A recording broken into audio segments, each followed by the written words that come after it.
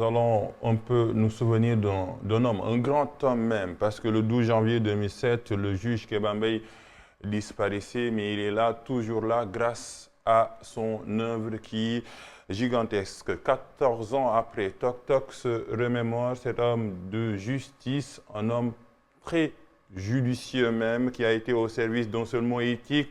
Un professeur le connaît, il s'agit de notre bibliothèque. Nous sommes en direct avec lui, professeur Mbaye Thiam. Nous nous souvenons aujourd'hui du juge Kéba Mbaye, un devoir de mémoire. Que retenez-vous de cet homme? Il nous a quittés sans nous quitter. Je le dis en référence avec deux choses qui sont pour moi des repères concernant Kéba Mbaye.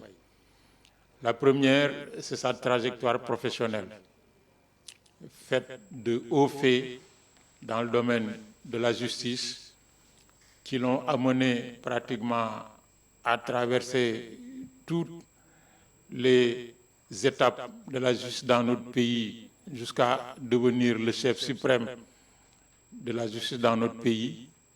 Sur le plan international, une trajectoire rectiligne, droite, attrayante, qui l'a fait siéger dans les instances les plus élevées du droit dans le monde, à la Cour de justice de la Haye. Sur le plan sportif, parce qu'on ignore beaucoup le rôle sportif de Kéba Mbaye, qui a siégé au Comité olympique international en tant que militant sportif. Mais surtout sur le plan de l'image qu'il a renvoyée et qu'il continue de renvoyer dans notre pays, de fonctionnement fondé sur les valeurs morales, les valeurs sociales, les valeurs spirituelles. J'ai souvenance de la conférence magistrale mémorable qu'il a tenue à l'université sur l'éthique aujourd'hui, où il a donné ce jour-là à la jeunesse de notre pays de repères, de références, à tous les acteurs de notre pays de repères et de références, pour leur permettre, quels que soient les rôles et les postures de chacun en ce qui le concerne, de veiller à s'entourer d'éthique, à s'entourer de valeurs morales, de valeurs sociales, de valeurs spirituelles, pour conduire son action et être indemne face à la population.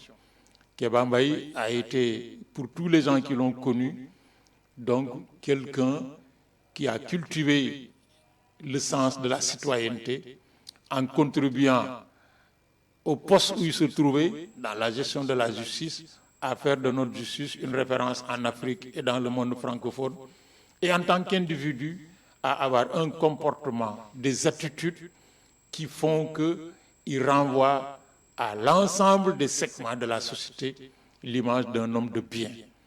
Et je pense que ce souvenir de Kéba Mbaye ne participe pas seulement à l'écouter, à le réécouter, mais surtout à méditer son message, à méditer sa vie pour en faire des leçons à enseigner à nos jeunes, à enseigner à tous les responsables de notre pays, à quelque niveau de responsabilité qu'ils se situent.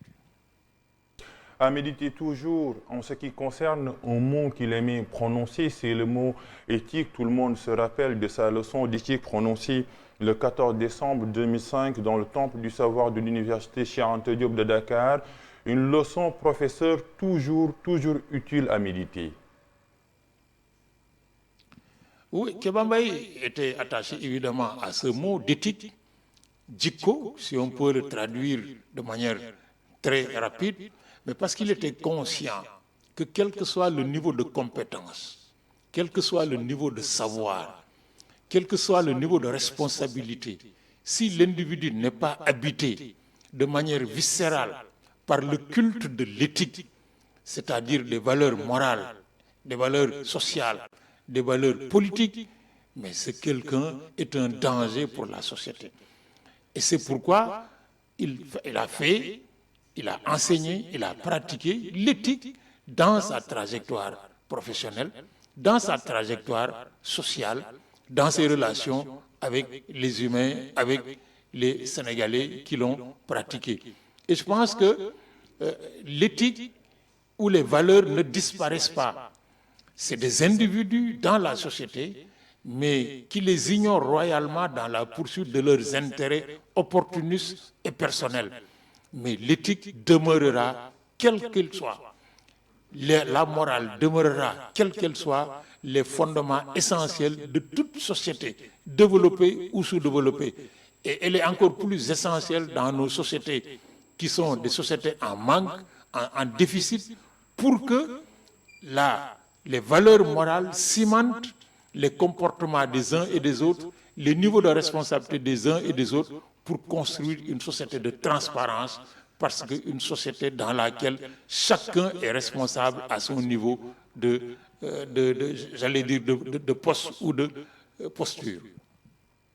Et professeur, des grands hommes comme le juge Kéba Mbaye méritent d'être enseignés dans les espaces d'acquisition et de transmission du savoir. Ce sera peut-être votre dernier mot.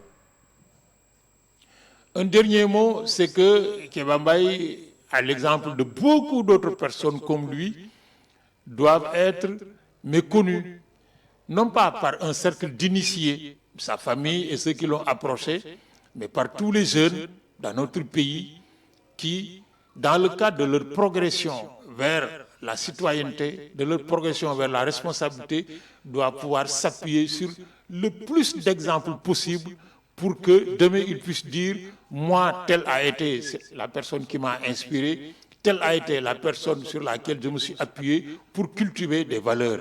Et sous ce rapport, des Cheikh Anta, des Kéba Mbaye et bien d'autres, c'est des milliers et des milliers d'autres personnes, doivent être figurées dans une espèce de panthéon de la République dans laquelle les jeunes pourront puiser les exemples pour leur permettre de jouir pleinement de leur statut de citoyens, mais surtout de citoyens responsables et utiles à leur pays.